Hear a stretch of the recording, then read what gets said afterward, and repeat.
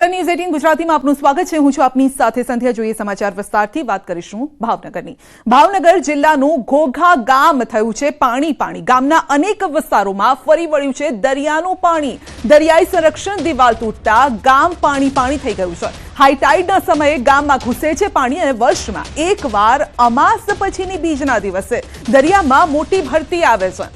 સંરક્ષણ દિવાલના અભાવે ગામમાં ઘૂસેલા દરિયાના પાણીથી લોકોને હાલાકી ભોગવવાનો વારો આવ્યો છે। અગાઉ અનેક રજૂઆતો છતાં નથી થઈ તંત્ર તરફથી કામગીરી। હાલ દરિયાના પાણી ઘોઘા ગામના અનેક વિસ્તારોમાં ભરાયા છે।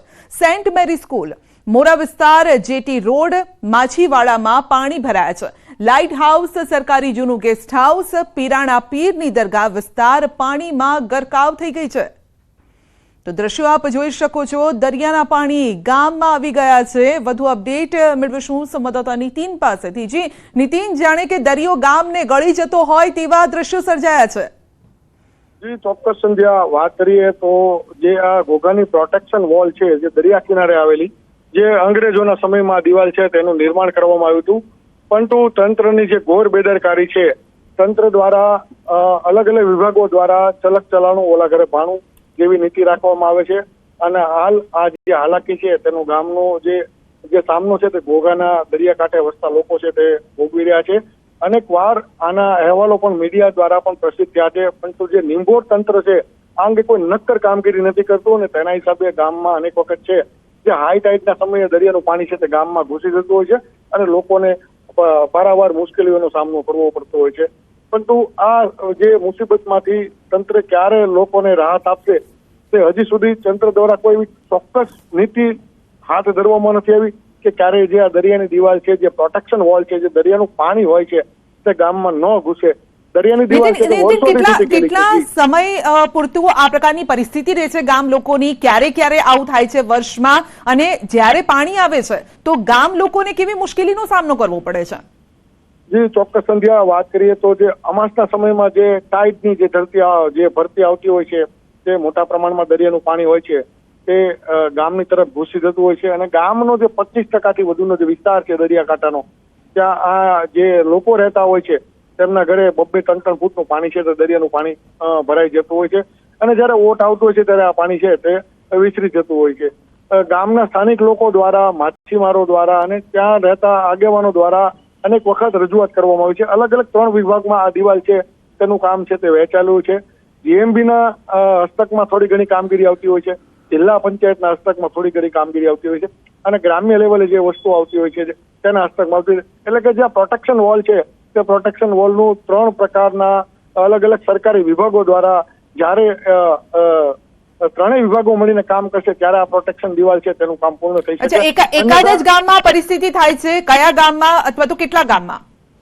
ચોક્કસ કહી શકાય જે ઘોઘાનો દરિયા કિનારો છે આ ત્યાં જ ફક્ત પરિસ્થિતિ છે તેનું નિર્માણ થાય છે અને ચોક્કસ કહી શકાય કે જો આ જે પ્રોટેક્શન દિવાલ હજી પણ જે રડીખડી રહેલી છે તેના હિસાબે આટલું પાણી આવતું હોય તો આવનાર સમયમાં જો આ દિવાલનું નામો નિશાન નહીં રહે તો એવો સમય રહેશે કે જે આગળ વધતા લોકો છે તેને ના છૂટકે પોતાનું ઘર છે અથવા તો પોતાનો જે વ્યવસાય કરવા માટેની જગ્યા છે તે છોડીને મજબૂર અન્ય જગ્યા ઉપર રહેવા જવું પડે। જી, અને પ્રોટેક્શન વોલ કેટલા સમયથી આ રીતે ધરાશાયી થઈ રહી છે, તૂટેલી છે અને કોને કોને રજૂઆત કરવામાં આવી? કયા કયા તંત્ર પાસે? એટલે આપ જે રીતે કહી રહ્યા છો કે જિલ્લા કક્ષાએ પણ રજૂઆત કરવામાં આવી છે, સ્થાનિક લેવલે પણ રજૂઆત કરવામાં આવી છે, તો કોણ છે કામ નથી કરતું? જી ચોક્કસ વાત કરીએ તો મેં આપને જણાવ્યું તેમ કે જીએમબી દ્વારા એટલે કે ગુજરાત મેરીટાઈમ બોર્ડ દ્વારા ત્યાંની જિલ્લા પંચાયતની તાલુકા પંચાયતની જે બોડી છે તેની અને અન્ય સરકારી વિભાગનો જે હિસ્સો છે તે 3 હિસ્સાને લઈ અને આ જે પ્રોટેક્શન વોલ છે તે અલગ અલગ હિસ્સાઓમાં તેમના ભાગમાં આવતી હોય છે એટલે તેમને એનું નીતિન આપણી સાથે જોડાયેલા રહેશો। દિનેશભાઈ ત્યાંના સ્થાનિક આપણી સાથે જોડાયા છે। દિનેશભાઈ, ન્યૂઝ 18 ગુજરાતીમાં આપનું સ્વાગત છે। દરિયાના પાણી ગામ સુધી આવી ગયા અને ઘરમાં ઘૂસી ગયા છે, શું પરિસ્થિતિ? સાહેબ, જે આ જે અત્યારે હાઈ ટાઈડના પાણી છે એકમ બીજ નથી જ, બરોબર? તો એના હિસાબે અત્યારે અમે જોયું તો અમારા ગામની અંદર પાણી તો ખરેખર ઘૂસી ગયા છે। અને કેટલા સમય પાણી આવ્યું હતું અને જ્યારે પાણી આવ્યું ત્યારે શું એ અનુભૂતિ કયા પ્રકારની હતી જ્યારે પાણી આવ્યા? પાણી આવ્યાનો સમય તો 5 થી 6 ના ગાળાનો। સવારમાં નહીં, સાંજે। હા, એટલે ગઈકાલે સાંજથી આ પાણી આવ્યા છે? હા, એટલે આમાં હાઈ ટાઈટ હોય ને, જયારે હાઈ ટાઈટ 39-40 ની અને એકમ બીજ અને અમાસ એકમ બીજ ને તીજ હોય ને, તારા મોટો જુવાણ કહેવાય અમારી ભાષામાં, મોટો હાઈ ટાઈટ કહેવાય. હા. અને એ સમયની અંદર આ પાણી ઘૂસી જાય છે અને પહેલાની પ્રમાણમાં અત્યારે વધારે ઘૂસી ગયા છે એવું અમને જોવામાં આવ્યું કે પહેલા જે પાણી આવતા હતા ને આ 5 વર્ષ પહેલા કે 10 એની કરતા થોડાક વધારે ઘૂસ્યા એવું લાગ્યું ગામમાં. અચ્છા, તો કેટલા ઘરોમાં આખા ગામમાં પાણી આવી જાય છે? ગામમાં કેટલા ઘરો છે? કેટલા ઘરોની આ શું પરિસ્થિતિ થાય છે? હા, આખા ગામમાં તો એમાં એવું છે કે જે ઊંચાણ વાળો વિસ્તાર આવેલો છે ને, ઊંચાણ નીચ હોય ને, અમુક ઊંચો એટલે અમુક 2-4 ફૂટ ઊંચાણ વાળો વિસ્તારમાં પાણી નથી ઘૂસ્યા, પણ જે નીચાના ભાગમાં ઘર મકાન આવેલા હોય ને, જે દરિયા કિનારે એની અંદર પાણી ભરાઈ જાય એવું છે. જી, તો એનું કારણ આપને શું લાગે છે? વોલ, પ્રોટેક્શન વોલ લાગે છે કે બીજું કોઈ કારણ છે? હોટલ પ્રોટેક્શન દિવાલ જે છે એની અમે ઘણીવાર રજૂઆત કરી છે. એટલે ઈ એક મોરા નામનો એરિયો આવેલો છે. હા, એક એરિયો જે કહેવામાં આવે ને, એરિયો, ઈ એરિયો જે નીચેના ભાગમાં છે અને જે દિવાલ અને જે વચ્ચેની જમીન છે ઊંચાના ભાગમાં છે, બરાબર? તો ઈ દિવાલ તો ખરેખર તૂટી જ ગયેલી છે. પ્રોટેક્શન દિવાલની અંદર ઈ પાણી અમુક જગ્યાએ ગળી જાય છે, 100%ની વાત. જી, તો જયારે પાણી આવી જાય તો ઘર વખરીને પણ નુકસાન થાય, કારણ કે બધું પાણીમાં તરવા લાગે, વગર વરસાદે આ તો પૂર આવે એવું થાય ને? એવું ખરેખર આમ ઘરની અંદર તો એટલા બધા એ રીતનું નથી, પણ અમુક ઘરની અંદર પાણી ઘૂસ્યા એમ. કારણ કે અમારી પાસે જે દ્રશ્યો આવ્યા છે દિનેશભાઈ, એમાં અમે સ્પષ્ટ જોઈ શકીએ છીએ કે ઘરની અંદર પાણી ભરાયેલા છે અને સ્વાભાવિક વાત છે, ઘરમાં પાણી ભરાયેલા હોય તો ઘરની સામગ્રીને પણ નુકસાન થતું હોય છે. આપનો આભાર અમારી સાથે જોડાવા બદલ. સ્થાનિક અમારી સાથે જોડાયા હતા અને તેમનું પણ કહેવું છે કે વોલના કારણે ઘણા બધા ઘરની અંદર પાણી ઘૂસી ગયા છે.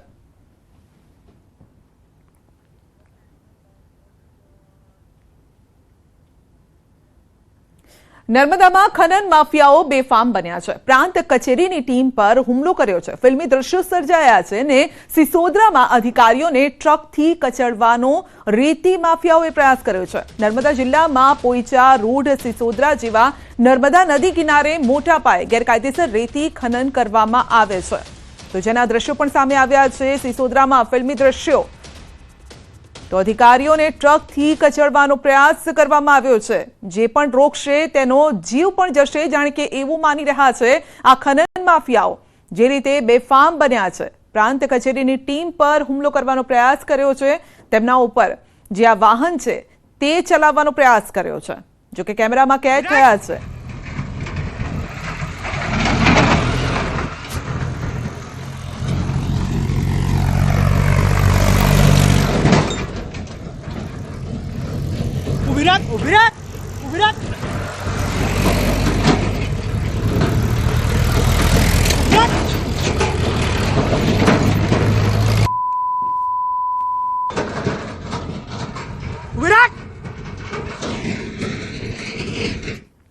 તો આપ સાંભળી શકો છો, વિડીયોમાં પણ કહેવામાં આવી રહ્યું છે, ઓડિયો આપને સંભળાઈ રહ્યો છે કે ઊભી રાખ, એટલે કે આ જે ટ્રેક્ટર છે, ટ્રક જે છે તેને ઊભા રાખવાનું કહેવામાં આવી રહ્યું છે. જેસીબી છે તેને ઊભા રાખવામાં કહેવાનું આવી રહ્યું છે, પરંતુ તે ઊભા નથી રાખી રહ્યા. વધુ અપડેટ મેળવીશું સંવાદદાતા દીપક પાસેથી. જી દીપક, ખનન માફિયાઓ જે રીતે આ એક તરફ બેદરકારી છે, બીજી તરફ અહીંયા ગુંડાગર્દી પર જાણે ઉતરી આવ્યા હોય તેવું પણ દેખાઈ રહ્યું છે.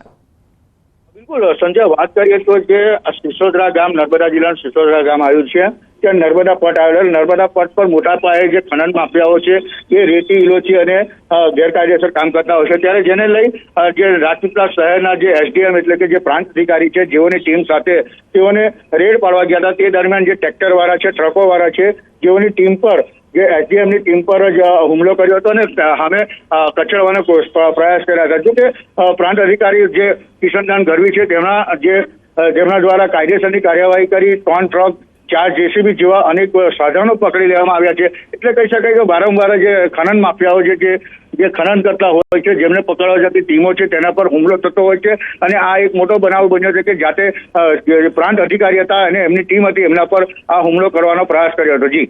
જી, તો આપ જોઈ શકો છો કે હુમલો કરવાનો પ્રયાસ કરવામાં આવ્યો છે. આપનો આભાર અમારી સાથે જોડાવા બદલ. અને આ વિડીયો પણ સામે આવ્યો છે.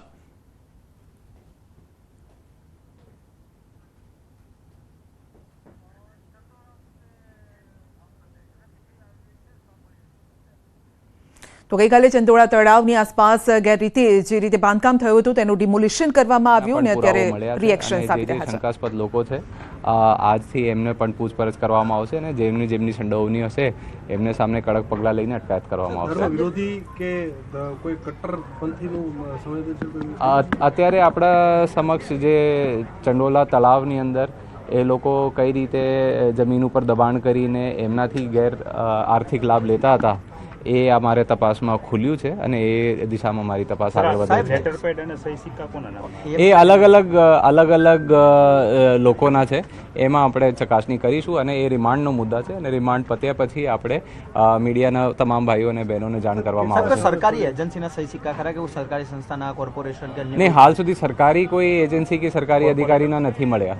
સર, પિતા પુત્રનો આખો બેકગ્રાઉન્ડ શું છે, કેટલા સમયથી અહીંયા છે, શું ઇતિહાસ છે એ લોકોનો? એના ઇતિહાસ જણાવતા જે પ્રમાણે મેં બતાવ્યું કે મૂળ રાજસ્થાનના વતની છે અને અગાઉ બિહાર બાજુ પણ રહીને આવ્યા છે અને ત્યાંથી એ પપ્પા અને પુત્ર બંને શીખીને આવ્યા હતા કે કઈ રીતે એ સેટ કરીને આર્થિક લાભ લેવું હોય અને તો અહીંયા આવીને એ ધીમે ધીમે એમનો વર્ચસ્વ વધતો ગયો. અગાઉ એમના વિરુદ્ધ ઘણી બધી અરજીઓ દાખલ થયેલી છે અને એમના જે પિતા લલ્લાભાઈ હતા એમના વિરુદ્ધ ગુના પણ દાખલ છે. ધીમે ધીમે રહીને આ વિસ્તારમાં એમને થોડું માથાભાર ઈસમની છાપ ઊભી થઈ ગઈ હતી અને એ જે કોઈ લોકો આવતા હતા એમને ગેરકાયદેસર વસવાટ કરવા હેતુ એ એમને પાસેથી ભાડાની પણ ઉઘરાણી કરતા હતા અને એ જે ભાડાના અને પૈસાના હિસાબ રાખતો હતો એમના પણ પુરાવો અમારે મળ્યા છે. દેહ વેપારને લઈને કોઈ માહિતી મળી હોય, કોઈ ભોગ બનનાર મળ્યું હોય તેને લઈને કોઈ કાર્યવાહી? એમાં આપણે જોડે નામ અને અમુક પુરાવો મળ્યા છે અને તે દિશામાં મારા રિમાન્ડનો એક મુદ્દો એ પણ છે અને એ ઉપર તપાસ કરવામાં આવશે. સાહેબ, લાલુ બિહારી કઈ દિશામાં ભાગ્યો છે કે એના કોઈ સગડ મળ્યા છે? એ આપણે અત્યારે અમારી શોધખોળ ચાલુ છે, જ્યારે મળશે ત્યારે આપ સૌને જાણ કરવામાં આવશે. કુલ ફરિયાદ કેટલા સામે થઈ છે, કેટલાની ધરપકડ ને કેટલા? 5 મુખ્ય આરોપી છે, જેમાં મેઇન 2 મુખ્ય આરોપી લલ્લાભાઈ તેમના તે પુત્ર ફતેહ મોહમ્મદ લલ્લાભાઈ છે. તો એ ફતેહ મોહમ્મદ લલ્લાભાઈની આપણે અટકાયત કરી છે અને બાકીની આરોપીઓની શોધખોળ અત્યારે ચાલુ છે. કેવી કલમ હેઠળ ફરિયાદ? એમાં જે આપણા અમુક એમના દબાણ જે હતા એ 2-3 અને જે અમુક ડોક્યુમેન્ટ્સ છે એ 2021-22થી લઈને 2025 સુધીના હતા. તો એમાં જે આઈપીસીની ધારા 420, 465, 67, 468, 471, 474 અને એમને સાથે BNSમાં જે નવી કલમો છે એમના આધારે આપણે ફરિયાદ કરી છે. ક્યારથી એ લોકો આવ્યા છે રાજસ્થાનથી, કેટલો ટાઈમથી રહે? એ તો બહુ લાંબા સમયથી અહીંયા રહે છે, એ 20 વર્ષથી એ કબૂલે છે અને એ પણ આપણે ચકાસણીનો એક મુદ્દો છે. ચંડોળા સિવાય બીજી કઈ જગ્યાએ ઇલીગલ પ્રોપર્ટી એ લોકોએ કરી?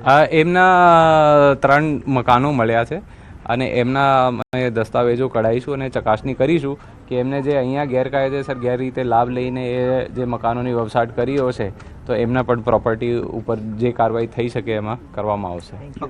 ચલો હિન્દી જન લેવાની લઈ લો.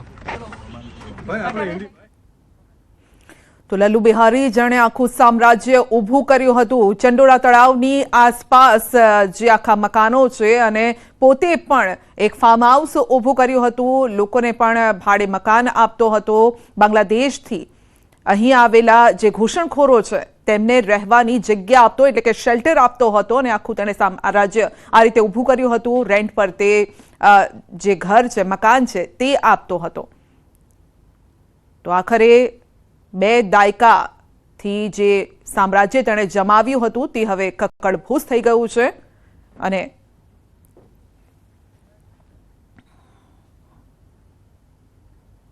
ગુજરાત ભાજપમાં જોવા મળ્યો છે વધુ એક પ્રયોગ.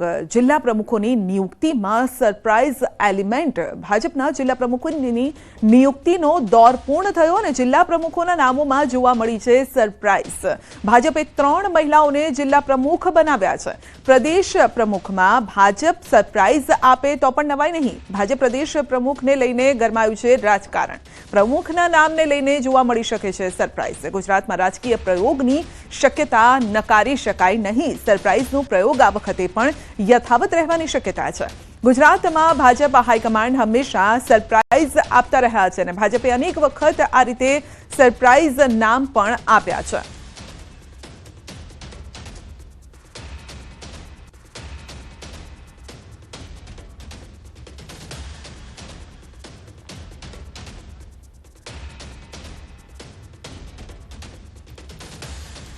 તો મોટો સવાલ હવે એ થઈ રહ્યો છે, જિલ્લા પ્રમુખ બાદ હવે જે રાજ્યના બીજેપી પ્રમુખ હશે તે કોણ હશે અને શું તેમાં પણ કોઈ સરપ્રાઈઝ જોવા મળશે? વધુ અપડેટ મેળવીશું. સંવાદદાતા આપણી સાથે જોડાઈ ગયા છે, ગૌતમ આપણી સાથે જોડાઈ ગયા છે. ગૌતમ, આમ પણ ગુજરાતને બીજેપી પ્રયોગશાળા તરીકે માનતી આવી છે, જેવા ઘણા બધા એક્ઝામ્પલ આપણે જોયા છે. પછી સીએમ, ડેપ્યુટી સીએમનું પદ આપવાની વાત હોય એ સમયે, અને ત્યારબાદ પણ ઘણા બધા એવા આપણે એક્ઝામ્પલ જોયા છે. આ વખતે નવું શું જોવા મળ્યું અને આગળના સમયમાં શું જોવા મળી શકે? ભારતીય જનતા પાર્ટીનું સંગઠન પર્વ 2024-25 ચાલી રહ્યું છે, જે અંતર્ગત 580 વોર્ડ પ્રમુખની નિયુક્તિ બાદ ભારતીય જનતા પાર્ટીએ 33 જિલ્લા અને 8 મહાનગરપાલિકાના પ્રમુખની નિયુક્તિનો દોર જે છે તે પૂર્ણ કરી દીધો છે. તેમાં પણ અનેક પ્રકારની સરપ્રાઈઝ જે છે તે જોવા મળી છે, અનેક પ્રકારના પ્રયોગો જે છે તે જોવા મળ્યા છે. ભારતીય જનતા પાર્ટીએ જે 33 જિલ્લાઓના પ્રમુખોની નિયુક્તિ કરી છે તેમાં 3 થી 4 જેટલી મહિલાઓનો સમાવેશ કરવામાં આવ્યો છે. એ જ રીતે એક દલિતનો પણ સમાવેશ કરવામાં આવ્યો છે, એટલે કે જુનાગઢ જે જિલ્લાના પ્રમુખ જે તરીકેનો પ્રભાર જે છે તે દલિત સમુદાયમાંથી આવતા એક વ્યક્તિને જે છે તે સોંપવામાં આવ્યો છે. એ જ રીતે આદિવાસી સમુદાયના પણ 4 થી 5 જિલ્લાની અંદર જિલ્લા પ્રમુખ તરીકેની નિયુક્તિ કરવામાં આવી છે. વાત એ છે કે હવે ભારતીય જનતા પાર્ટી આ જ પ્રકારની સરપ્રાઈઝ જે છે તે પ્રદેશ પ્રમુખમાં પણ જોવા મળશે કે કેમ તે પ્રકારની ચર્ચા જે છે તે સેવાઈ રહી છે. તો કે ભારતીય જનતા પાર્ટી ગુજરાતને પ્રયોગશાળા માને છે. અનેક પ્રકારના પ્રયોગો જે છે તે ગુજરાતની અંદર જોવા મળે છે. ભારતીય જનતા પાર્ટીનું જ્યારથી શાસન છે ત્યારથી લઈને અનેક પ્રકારના પ્રયોગો ગુજરાતની અંદર જોવા મળ્યા છે, અને આ પ્રયોગો જે છે તે સાર્થક પણ નીવડ્યા છે. આ પ્રયોગોની એ જ પ્રમાણેની વાત કરવામાં આવે તો ભારતીય જનતા પાર્ટીએ જ્યારે 2001માં નરેન્દ્ર મોદી જ્યારે ગુજરાતના મુખ્યમંત્રી હતા ત્યારબાદ તેમનો પ્રધાનમંત્રી બનવાની સાથે અનેક નામોની ચર્ચા જે છે તે ચાલતી હતી. તે પૈકી 2014ની અંદર આનંદીબેનને મુખ્યમંત્રી બનાવવામાં આવ્યા, અને તે પણ એક પ્રયોગ હતો. એટલે કે ગુજરાતની અંદર સૌપ્રથમ મહિલા મુખ્યમંત્રી તરીકે આનંદીબેન જે છે તે આવ્યા, અને તે ભારતીય જનતા પાર્ટીના નેતૃત્વમાં આવ્યા. આ પ્રકારનો એક પ્રયોગ હતો. ત્યારબાદ પ્રદેશ પ્રમુખ તરીકે વિજય રૂપાણીને જે છે તે કમાન સોંપવામાં આવી હતી. ત્યારબાદ જીતુ વાઘાણીને પણ આ કમાન જે છે તે સોંપવામાં આવી હતી. ભારતીય જનતા પાર્ટીએ વિજય રૂપાણીને મુખ્યમંત્રી બનાવીને ચોંકાવી દીધા હતા. ત્યારબાદ એ જ દોર જે છે તે અનામત આંદોલન જે છે તે ચાલ્યું હતું. અનામત દોરની અંદર આનંદીબેને જ્યારે મુખ્યમંત્રી પદેથી રાજીનામું આપ્યું ત્યારબાદ મુખ્યમંત્રી કોણ તે પ્રકારની અટકળો ચાલતી હતી. ત્યારે પણ ભારતીય જનતા પાર્ટીએ સરપ્રાઈઝ ચહેરા તરીકે વિજય રૂપાણીને ઉતાર્યા હતા, અને વિજય રૂપાણીને મુખ્યમંત્રીની કમાન જે છે તે સોંપવામાં આવી હતી. વિજય રૂપાણીને પદભાર જે છે પૂર્ણ થયા બાદ ભારતીય જનતા પાર્ટીએ વધુ એક વખત ચોંકાવ્યું, એટલે કે ભૂપેન્દ્ર પટેલ જે પ્રથમ પદના જે ધારાસભ્ય હતા અને તેમને મુખ્યમંત્રી બનાવ્યા હતા, અને આ પ્રકારનું નામ જે છે તે ચોંકાવી દીધું હતું. એ જ રીતે CR પાટીલનું નામ જે છે તે પણ મળ્યા છે. ત્યારે હવે જોવાનું રહેશે કે બીજેપી પ્રદેશ પ્રમુખ કોણ હશે? શું મહિલા હશે કે પછી પુરુષ, અથવા જ્ઞાતિ સમીકરણમાં શું ધ્યાન રાખવામાં આવશે તે પણ જોવાનું રહેશે. ગૌતમ, આભાર આપનો અમારી સાથે જોડાવા બદલ. બુલેટિનમાં આગળ. રાજ્યમાં આજે પણ ગરમીનો પ્રકોપ યથાવત રહેશે. સૌરાષ્ટ્ર કચ્છમાં હીટવેવની આગાહી છે, ને આજે 4 જિલ્લામાં હીટવેવની આગાહી છે. કચ્છ, સુરેન્દ્રનગર, મોરબીમાં યલો એલર્ટ, રાજકોટમાં ગરમીનો ઓરેન્જ એલર્ટ, રાજકોટમાં ગરમીનો પારો 45 ડિગ્રીએ પહોંચવાની શક્યતા છે. તો 11 શહેરોમાં તાપમાન 40 ડિગ્રીને પાર ગયું છે. રાજકોટમાં 44.9 ડિગ્રી તાપમાન સાથે સૌથી ગરમ શહેર. અમદાવાદમાં 44.8 ડિગ્રી તાપમાન છે. અમરેલીમાં 44.5 ડિગ્રી, ગાંધીનગરમાં 44 ડિગ્રી, જ્યારે સુરેન્દ્રનગરમાં 43.9 ડિગ્રી તાપમાન નોંધાયું. વડોદરામાં પણ 42ને પાર છે. કેશોદમાં 42 ડિગ્રી, ભાવનગર, ડીસામાં તાપમાનનો પારો 41 ડિગ્રીને પાર પહોંચ્યો છે.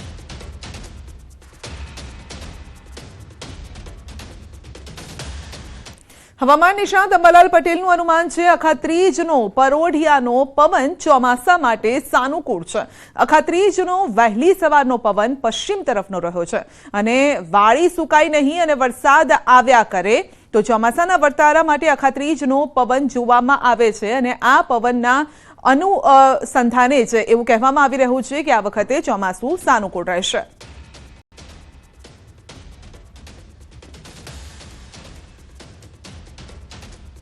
વરસાદનો વર્તારો જોવા માટે અલગ અલગ પ્રકારે વર્ષ કેવું જશે તેનું અનુમાન લગાવવામાં આવતું હોય છે. અને ત્યારે જામનગર જિલ્લાના જોડિયા પંથકમાં આવેલા ગ્રામ્ય વિસ્તાર લીંબુડામાં અખાત્રીજના વહેલી સવારે ગામઠી પરંપરા અનુસાર અગ્નિ પ્રજ્વલિત કરી ધુમાડો કરી કઈ દિશામાં જાય છે તે પવનની દિશાના આધારે વર્તારો નક્કી કરાય છે.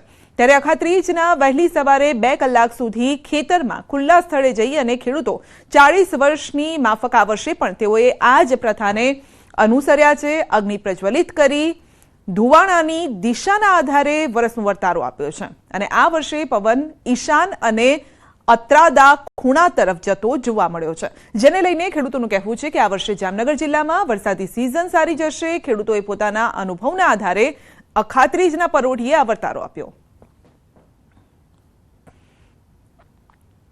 ખેતરમાં આવ્યા છે પવન જોવા અખાત્રીનો. અમે ઈશાન ખૂણામાં પવન ગયો છે ને 15 મિનિટ અત્રાદોય ગયો છે.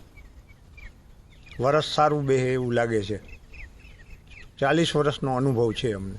એના ઉપરથી કહી જામનગર જિલ્લામાં વરસ સારું જ જશે. અને અખાત્રીજના દિવસે અમે પવન જો આવી છે ને ધુવાણો કરી અને જોઈ છે ધુવાણો તો ઈશાન ખૂણામાં ગયો છે અડધી કલાક અને ત્યાર પછી અત્તરમાં ગયો છે. એના ઉપરથી અનુમાન કરી છે વરસાદ પાણી સારા થાય એવું અમને લાગે છે. રાજકોટ શહેરમાં છેલ્લા એક સપ્તાહથી ગરમીમાં વધારો થઈ રહ્યો છે. રાજકોટ શહેરમાં તાપમાનનો પારો 44 ડિગ્રીને પાર પહોંચ્યો છે. ત્યારે છેલ્લા ઘણા દિવસથી 108 ને પણ અનેક કોલ મળી રહ્યા છે. લગભગ 35 જેટલા કોલ 108 ને મળ્યા છે અને બીજી તરફ લૂ લાગવાના દરરોજ 3 થી 4 કોલ આવી રહ્યા છે. માથામાં દુખાવો, વધુ પરસેવો વળવો, ગભરામણ થવી, ઉલટી સહિતના કેસમાં પણ વધારો થયો છે. 108માં ORSનો પાવડર, ગ્લુકોઝની બોટલ તેમજ વિવિધ દવાઓ હાજર સ્ટોકમાં રાખવામાં આવી છે. જરૂર પડે દર્દીને ઓક્સિજન પણ આપવામાં આવે છે. રાજકોટ શહેરમાં 22 જેટલી 108 એમ્બ્યુલન્સ ઉપલબ્ધ છે અને અલગ અલગ સમયે કુલ 90 જેટલા લોકોનો સ્ટાફ પણ હાજર રહે છે.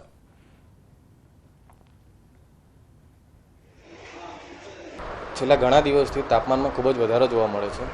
રાજકોટ શહેરમાં એક દિવસના 3 થી 4 કેસ જોવા મળે છે પર એમ્બ્યુલન્સ અને ઘણા કેસીસમાં એક વીકથી 30 થી 35 કેસીસ જોવા મળે છે. જે દર્દી હશે તેમને માથાનો દુખાવો રહેશે, શરીરમાંથી પ્રવાહીનું પ્રમાણ ઓછું થઈ ગયેલું હશે. ઘણા પેશન્ટને દર્દીને ORS અને પાઇન્ટ ચડાવીને તેને હોસ્પિટલાઇઝ કરવામાં આવે છે ઓક્સિજન સાથે. રાજકોટ શહેર છે તે છેલ્લા એક સપ્તાહથી અગનભટ્ટી બની ગયું છે. સતત વધતા તાપમાનના કારણે રાજકોટવાસીઓ પણ છે તે તાપમાનથી ત્રાહિમામ થઈ ગયા છે. અનેક લોકો છે તે લૂનો પણ શિકાર બનતા હોય છે. ખાસ કરીને રાજકોટ શહેરમાં જે છે દરરોજ 3 થી 4 લોકો 108 અને જે છે તાત્કાલિક હોસ્પિટલે ખસેડવા માટે કોલ કરતા હોય છે. 3 થી 4 દર્દીઓને દરરોજ તાત્કાલિક છે તે રાજકોટની અલગ અલગ હોસ્પિટલોમાં ખસેડવાની ફરજ પડતી હોય છે. ખાસ કરીને જે છે છેલ્લા એક સપ્તાહ દરમિયાન 35થી વધુ લોકો છે તેમને 108 મારફતે લૂ લાગવાના કારણે તાત્કાલિક હોસ્પિટલ ખાતે ખસેડવામાં આવ્યા હતા. જે કહી શકાય કે ગયા સપ્તાહની દ્રષ્ટિએ આ આંકડો છે તે થોડો વધારે છે. તાપમાનમાં પણ જે નોંધપાત્ર વધારો થયો છે. બીજી તરફ રાજકોટ મહાનગરપાલિકા છે, મહાનગરપાલિકા ખાતે પણ કહી શકાય કે જે સામાન્ય તાવ છે તેમના કેસમાં પણ નોંધપાત્ર વધારો થયો છે. 684 જેટલા કેસ છે તે રાજકોટ મહાનગરપાલિકા ના ચોપડે નોંધાયા છે, જ્યારે ઝાડા ઉલટીના કેસ છે તે 171 જેટલા નોંધાયા છે. એટલે કે કહી શકાય કે રાજકોટ શહેરમાં સતત તાપમાન વધી રહ્યું છે, જેથી લોકો પણ ત્રાહિમામ થઈ રહ્યા છે. એટલું જ નહીં, અનેક લોકો લૂનો પણ શિકાર બની રહ્યા છે. રાજકોટ જે છે રાજકોટ શહેરમાં કહી શકાય કે જે છે સતત લૂથી લોકો જે છે ત્રાહિમામ થઈ ચૂક્યા છે. તાપમાન છે છેલ્લા એક સપ્તાહથી સતત 40 ડિગ્રીને પાર રહ્યું છે. ત્યારે કહી શકાય કે ક્યાંક રાજકોટના લોકો છે તે ભારે મુશ્કેલીનો સામનો કરી રહ્યા છે. હાર્દિક જોશી, ન્યૂઝ 18 ગુજરાતી, રાજકોટ. સુરેન્દ્રનગર જિલ્લામાં અખાત્રીજના દિવસે ધરતીપુત્રો દ્વારા વાવણીના શ્રી ગણેશ કરવામાં આવ્યા છે. અખાત્રીજ એટલે કે કોઈ પણ શુભ કાર્ય માટે વણ જોયું મુહૂર્ત. વર્ષોથી અખાત્રીજના દિવસે ખેડૂતો દ્વારા વાવેતરનું મુહૂર્ત કરવાની પરંપરા છે. આ પરંપરાને ખેડૂતોએ આજે પણ જાળવી રાખી છે. અગાઉ બળદ અને શાંતિ સહિતના સાધનો વડે વાવણીનું મુહૂર્ત કરવામાં આવતું હતું અને હવે આધુનિક સમયમાં ટ્રેક્ટર આવી જતા ટ્રેક્ટર સહિતના સાધનો વડે ખેડૂતો દ્વારા વાવણી કરવામાં આવે છે. સુરેન્દ્રનગર જિલ્લાના લીંબડી તાલુકાના સમલા ગામે ગ્રામજનો દ્વારા સામૂહિક વાવણીનું મુહૂર્ત કરી ભાઈચારાનો અનોખો સંદેશ આપવામાં આવ્યો. ખેડૂતો મુહૂર્ત કરતા હોય છે વાવણીનું, અને વાવણીનું મુહૂર્ત છે એ ખેડૂત માટે એક ઉત્સવ જેવું હોય છે. અને હમણાંથી છેલ્લા 4-5 વર્ષથી અમારું ગામ જે છે ગામ સમસ્ત સામૂહિક રીતે વાવણીનું મુહૂર્ત કરીએ છીએ. સવારે બધા સાંજથી જ આયોજન થાય છે અને સવારે બધા ભેગા મળી અને બધા ટ્રેક્ટર છે એ અહીં એક જગ્યાએ અમારે જ્યાં મંદિર છે માતાજીનું ને રામજી મંદિર, ત્યાં બધા એકત્રિત થાય છે. દરેક સમાજના દરેક વર્ણના લોકો સમૂહમાં અને બહુ આનંદથી આ અવસરને ઉજવીએ છીએ.